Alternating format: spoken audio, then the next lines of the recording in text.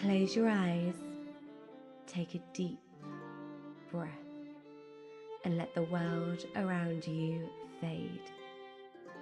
Together, we will journey to a realm where myths come alive and mysteries whisper their secrets. This is your moment to pause, to wonder, and to escape. The Flight of Icarus. Ambition, Escape, and Hubris. The Prison of the Labyrinth.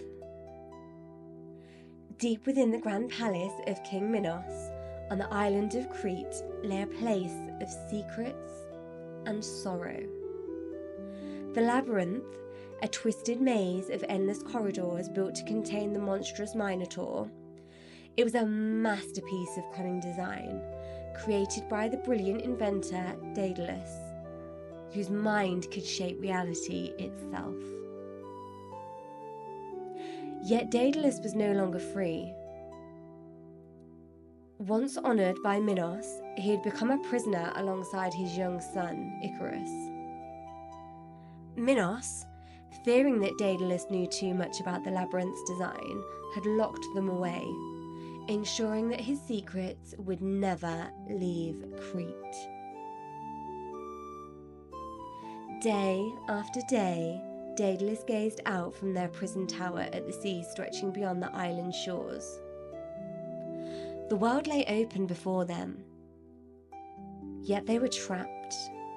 But Daedalus, ever the inventor, refused to accept fate. If they could not escape by land or sea, then they would escape by the sky.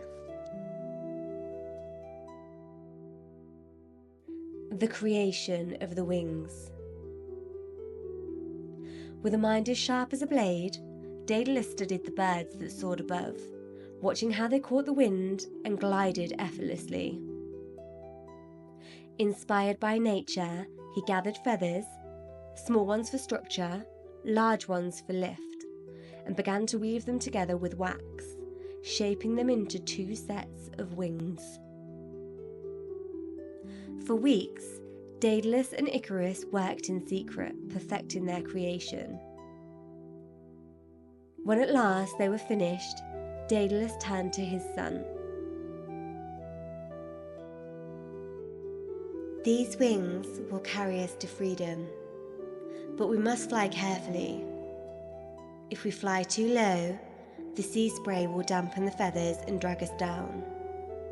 If we fly too high, the sun's heat will melt the wax. We must follow the middle path." Icarus, young and full of reckless energy, listened but barely understood.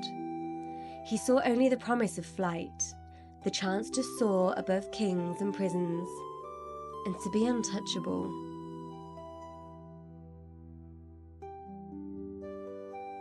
The Great Escape. Before the sun had fully risen, Daedalus and Icarus took flight.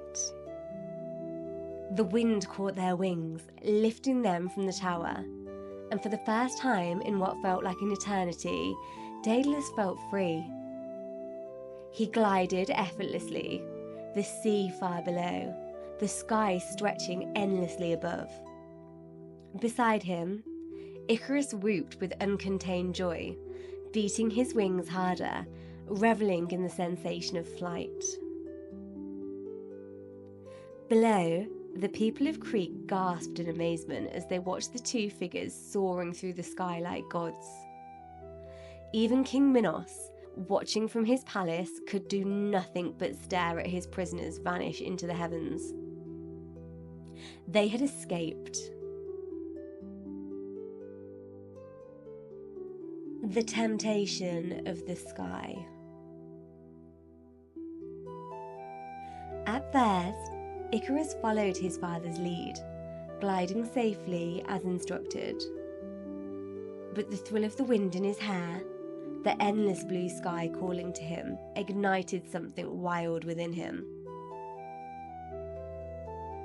Higher! I I want to go higher, he shouted.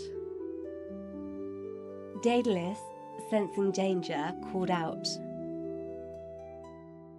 Stay close to me, Icarus. Remember my warning. But Icarus was young. He was fearless.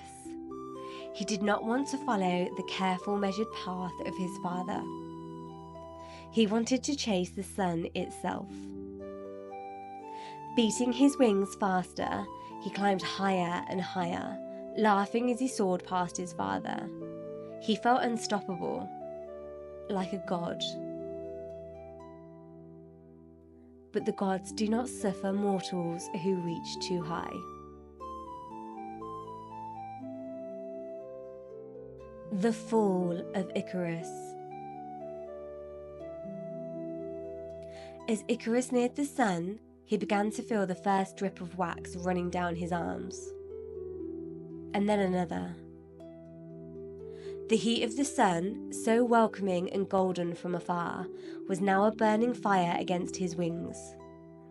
One by one, the feathers loosened, floating away on the wind.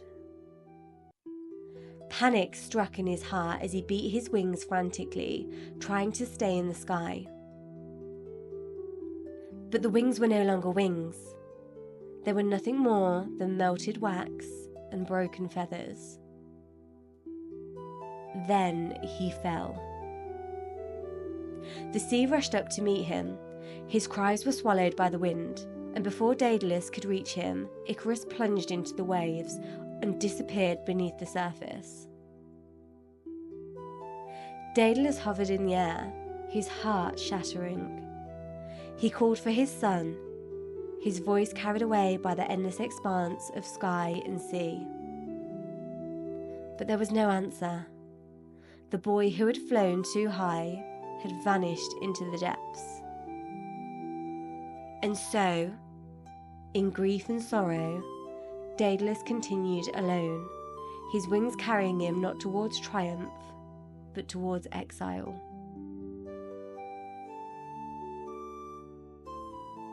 The lesson of Icarus. The sea where Icarus fell became known as the Icarian Sea, a silent testament to the dangers of reckless ambition. Daedalus, the man who had built wonders, would live out his days haunted by the loss of his son. He had given Icarus wings, but he could not give him wisdom.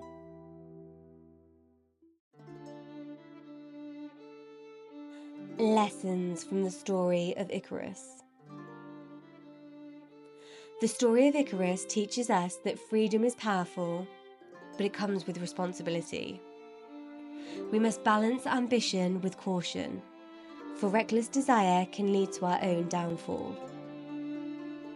Icarus had the gift of flight, but he let his arrogance blind him to the dangers. He did not listen to those who had experience and wisdom, and in the end, he paid the price. It also reminds us that the middle path is often the safest. Daedalus's warning was not just about flying, it was about life itself. If we live too cautiously, we may never rise. But if we chase greatness without understanding its risks, we may fall before we ever reach it. Balance is the key to success. And finally, it reminds us that youthful confidence is a double-edged sword. Confidence can make us strong, but unchecked pride can be our downfall. True wisdom is knowing when to push forward and when to respect the limits that exist for a reason.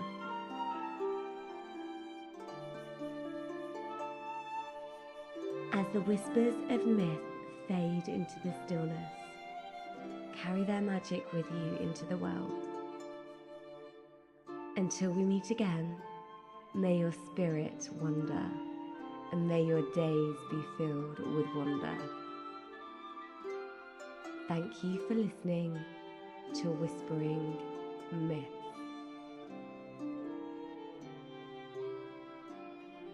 If you enjoyed this story and want to hear more, be sure to subscribe to Whispering Myth. That way, you won't miss out on any of the magical tales that I share. Don't forget to like this video and leave a comment. Thank you for listening, and until we meet again, may the whispers of myths guide your dreams.